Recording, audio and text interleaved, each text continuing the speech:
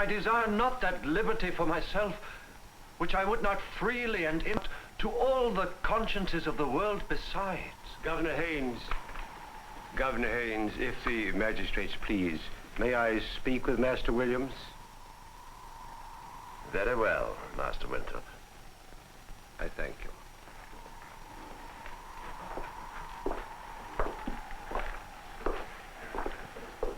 This man's so ministrous always. It's very obvious. He must be removed. He was known in England before coming here for an unsettled judgment and pride of opinion. Thus he came to be known to us, this man, Roger Williams, as a dangerous intruder and an agent of mischief. Had we, when first he sailed from England, carrying over with him so much strife and trouble to the godly colony of Massachusetts.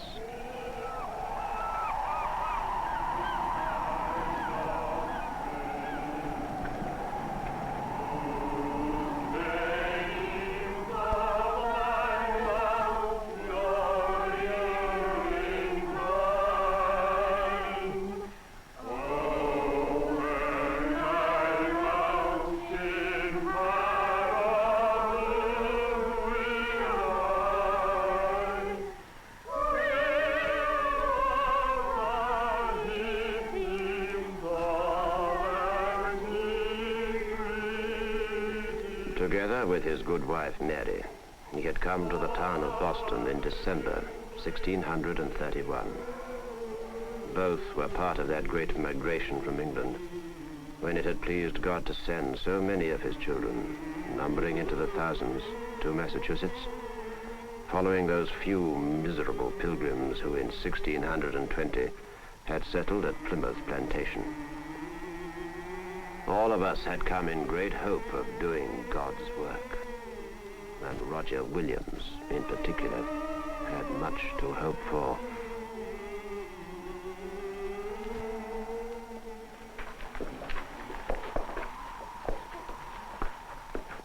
And here, Master Haynes, is the young Master Roger Williams and his good wife. Your worship. Master Williams, Master Haynes. we in the Massachusetts Bay Colony have much to thank God for, Master Williams. For the marvelous safe passage to so many thousands who have come hither, for giving us such plenty of all manner of food in the wilderness, for sweeping away great multitudes of savage Indians by the smallpox, and lastly, by sending such learned and able young men as yourself to this land. Thank you. But did I understand you aright? You said, for sweeping away great multitudes of savage Indians. By the smallpox, shortly before we came here. It was God's hand slaying the Hittites and the Canaanites and making room in this land for his chosen. But more to the point, Master Williams, we have heard a lot of you, of your piety and your great learning, and of your reading of the scriptures in the original tongues. And we had determined that upon your arrival here, we should offer you the post of teacher in this church. We do so now. This church, Boston, will be the largest in the Bay Colony. It will, with God's blessing. I cannot accept your offer. You cannot accept the post. You have, Master Williams, your reasons. I have, and it please God. When Charles I came to the throne of England, I was a student at Pembroke Hall in Cambridge in preparation for the ministry. But when I left the college, I found that there was no church in England to which I could go in all conscience. Bishop Laud, with the King's help, had become all-powerful. And this meant to me nothing but that the Catholic Church should be re-established in England, with the King and the Archbishop of Canterbury in place of the Pope of Rome. I was not wrong. Papist ceremonies were instituted. Free speech disappeared. The good bishop's spies were everywhere listening to the talk in the service. To take orders in such a church would be to subscribe slave to the name minister. And this I could not do. Finally, I was harried out of the land. As we all were, Master Williams, and as the thousands of Puritans in New England were. Quite so, Governor Winthrop. But allow me to put a question to you. Please do.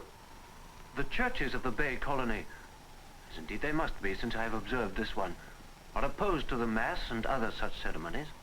Why then are ye not separated from the Church of England? Separated? Huh. So that's it. Go to Plymouth Plantation, Master Williams. There shall you find your separatists. I have heard much good of the people of Plymouth. Master Williams, may I ask your age? I'm 28. Yes. You would have us sever all connections with the Church of England? Since you in no wise agree with its practices. But do you not see, we must be cautious. Cautious? Conscience knows not cautious. Conscience, conscience. One would think that conscience is man's invention.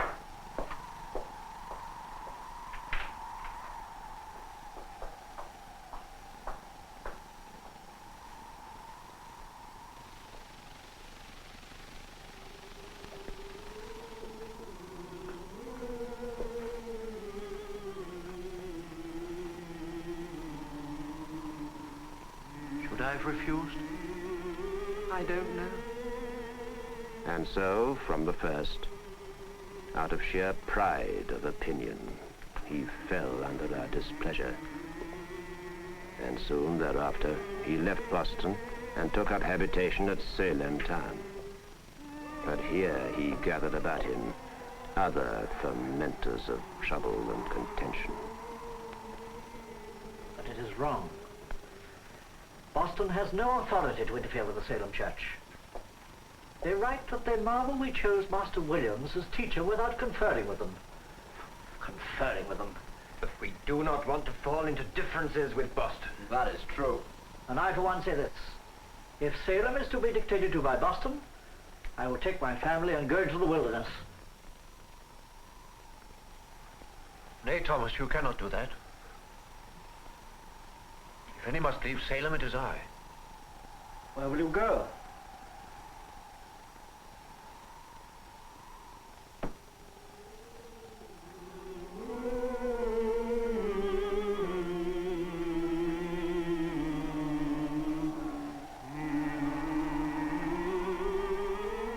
Thus, the people of Salem wisely rid themselves of the man. But Plymouth Plantation was not so fortunate.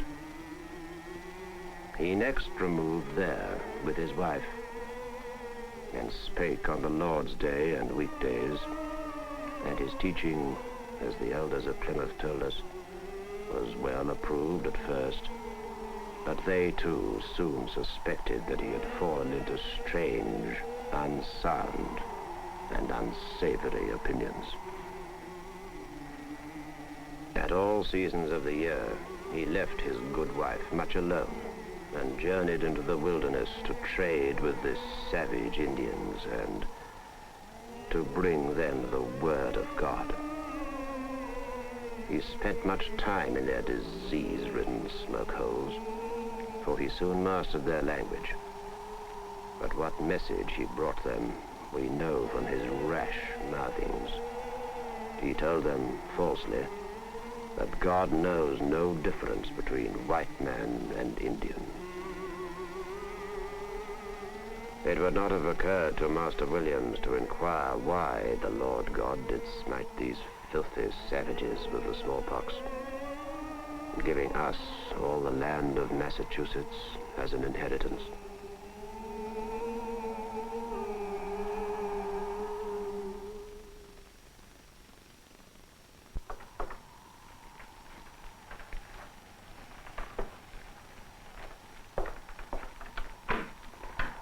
Master Brewster, you're welcome on such a cold night. Thank you for coming. It is cold. Come over by the fire.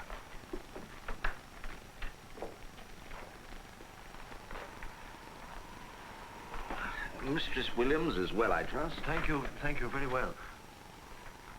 Master Brewster, let me come out with it at once. My presence here in Plymouth Colony is causing some concern. Speak freely with me. It is, my friend. Concern not so much among ourselves, but To put it bluntly, we are afraid. Afraid? Of Massachusetts. Ah. Plymouth Plantation is small and weak. The bay grows stronger every day. We scarcely maintain our numbers. The control of the bay through the General Court is more and more coming into the hands of the divines. Those men of God in Boston, all of whom find opinions such as are held by you to be dangerous in the extreme. My dangerous opinions? Yes. You're preaching, for example, that the grant from the king does not give the colonists the right to this land. But it does not. What right does Christianity invest upon kings to give away the lands of other men? We must compound with the Indians. Otherwise we have no just title to this land. Is there not, my young friend, a time to keep silence?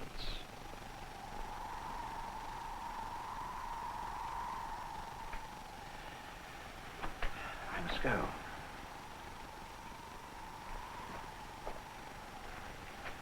Night, Roger. Night.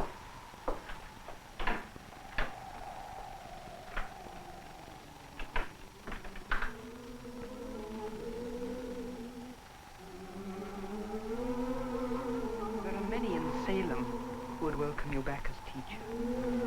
Yes, there are. I had not wanted our child born in such a place as Massachusetts.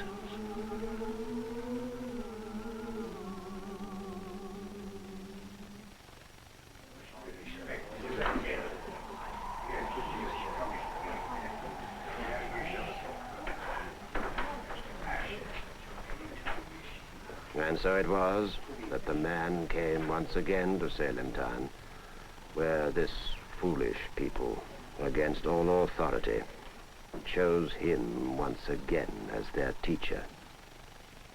And despite the sound warnings of Master Brewster and others, Roger Williams did not keep silence. Though I speak with the tongues of men and of angels, and have not charity, I am become as sounding brass or a tinkling cymbal. Though I have all faith so that I could remove mountains, and have not charity, I am nothing. What charity then have the members of the General Court of the Massachusetts Bay Colony? We have come hither, all of us, to this wilderness, where we have builded houses and churches, and have hewn out of the forest farms and roads and towns. We have come hither for divers reasons. Some in the hope that we might escape body bondage, in the hope that we might, in New England, escape the slavery of our life's meager hours to the owners of the land in Old England. Some of us, many of us, have come in the hope that we might escape soul bondage, that we might in all conscience worship God in freedom. What say then the General Court of the Bay Colony? They say, firstly, none shall be freemen. None shall own land or have any vote in the civil government unless they be church members. And they say further, none shall be church members but those admitted by us, the elect, the chosen of God. Thus, of the churches of the Bay Colony, how many are members? Not half. Not so much as 3 out of 4 of God's children are admitted. Is this escape from body or soul bondage?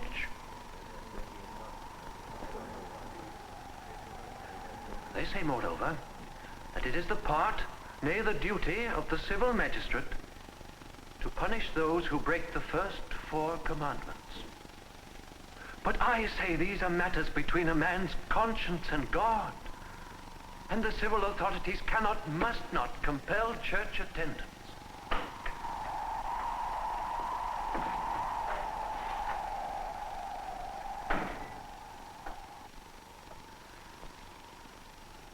shall, these godly Christian magistrates say. You shall worship thus and so. No way of worship can be tolerated within the great colony of Massachusetts but that which we ordain and lay down. And these godly Christian magistrates say all this in a security no hand can reach, for they are themselves the civil authority and can enforce one church, one worship, one faith, with the whip, with imprisonment, with the pillory, with banishment.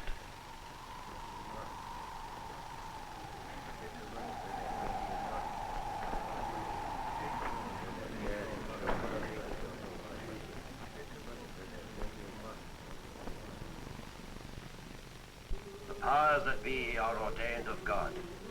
Whosoever therefore resisteth the power, resisteth the ordinance of God.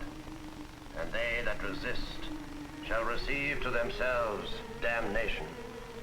Romans 13, verses 1, 2, and 5.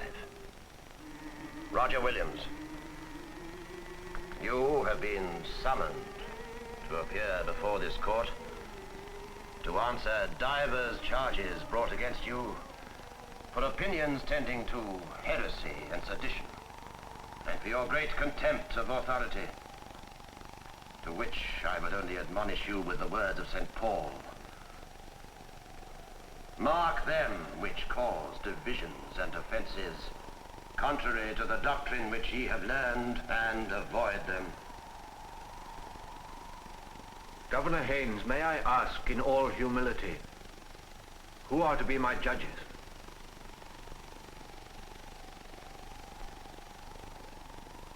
May I ask then, who are to be the jury? Master Williams, these proceedings are not a matter of judge and jury. We have requested your presence here today that we might dispute and discuss with you in the hope that, having done so, you might depart in peace. The Reverend Thomas Hooker, a godly man and a zealous, will speak to the question.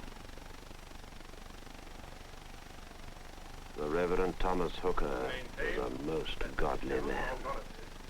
He spake and disputed all that long day and the next. He spake with the tongues of men and of angels, so that we had great hope that Roger Williams might indeed be drawn away from his erroneous and most dangerous opinions to the greater glory of God. But this was not to be. Let me state as plainly as possible what I believe. I believe that the sovereign, original, and foundation of civil power lies in the people. This being so, a people may establish what form of government seems to them most meet for their civil condition.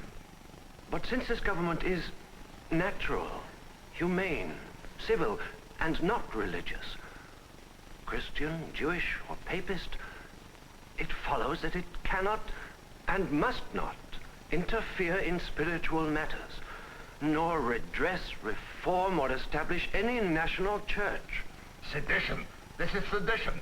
Governor Haynes, Roger Williams must be allowed to speak. And so he shall be. Proceed, Master Williams. I believe further that liberty of conscience, freedom to worship, or freedom not to worship, must be permitted. English kings, after years of bloody persecution, at last permitted the Bible to be translated from the original tongues, so that the simplest man or woman might search the scriptures. Shall we now force anyone against his soul's persuasion from what he finds therein? Having bought truth dear, are we to sell it cheap?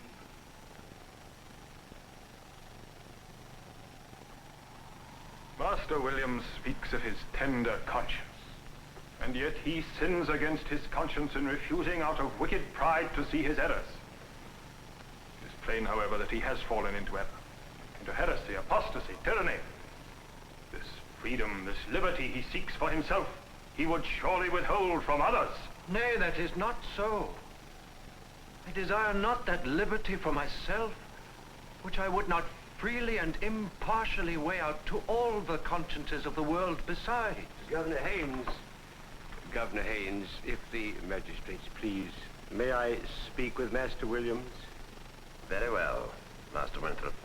I thank you.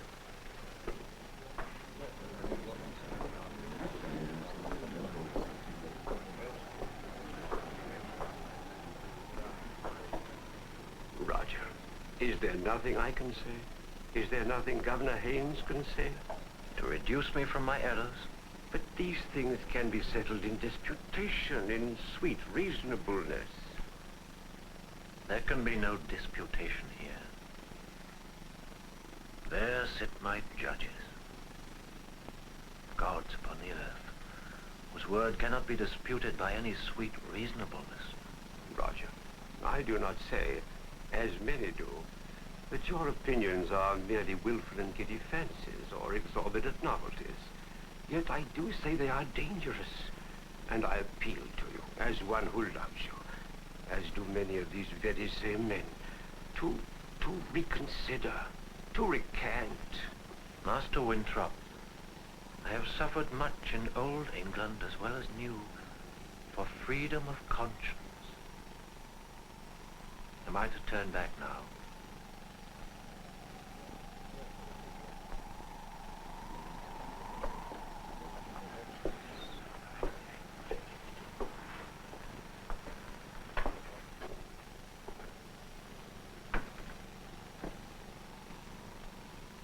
I have but one thing more to say, with the magistrate's permission. Liberty of searching out is hardly got, and as hardly kept. For that precious jewel, New England has already run mighty hazards. But if New England forget the nature of liberty, if it make it a crime for a man to worship or not to worship, as his conscience tells him, if it make it a crime humbly and peaceably to question laws and statutes, or whatever else is publicly taught and delivered, then New England will find itself enslaved and in chains, a captive of ignorance and dark superstition.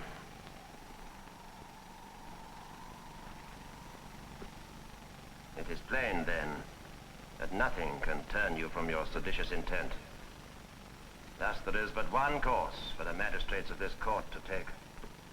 Whereas Master Roger Williams hath broached and divulged divers new and dangerous opinions against the authorities of magistrates, and maintaineth the same without retraction, it is therefore ordered that the said Master Williams shall depart and be banished forever out of the colony of Massachusetts.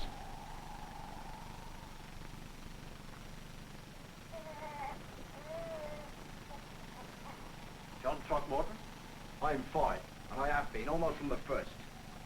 Master Cole, it will be hard to sell my farm and house and go into the wilderness again, but I will do it. Thomas?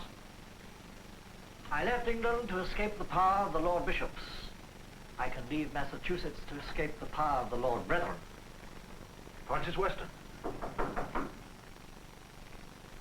What can that be?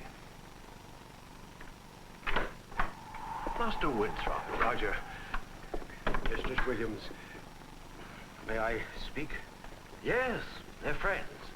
What is it, Master Winthrop? Roger, you must leave Salem at once. Leave?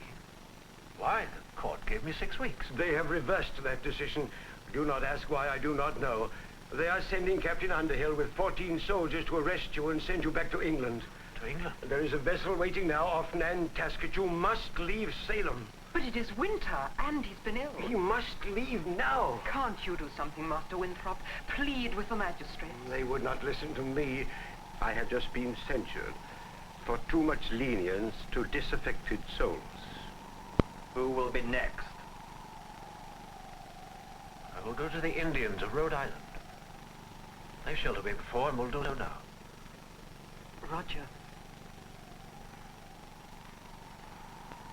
Mary. Once again I bring suffering into your life. No, do not say so. I would not have lived any other. Our life is still before us. In a better place than this. You will follow. You must hurry, my friend. I will come with you, Roger. Nay, Thomas. Make your plans well and follow with the others in the spring. Bring Mary and the child. You have a child? Yes. A girl. Born shortly after my trial. We have named her Freeborn. And so Roger Williams left Massachusetts and journeyed far off to Rhode Island. And here he and his people drew up a compact, founding a colony based on the mean and vicious ideas of democracy. We shall build a place where no man or woman, Jew or infidel or Catholic, need fear the whip, the prison, or banishment for conscience' sake. A place of freedom and liberty. For surely God hath provided and cut out this part of his world as a refuge for mankind.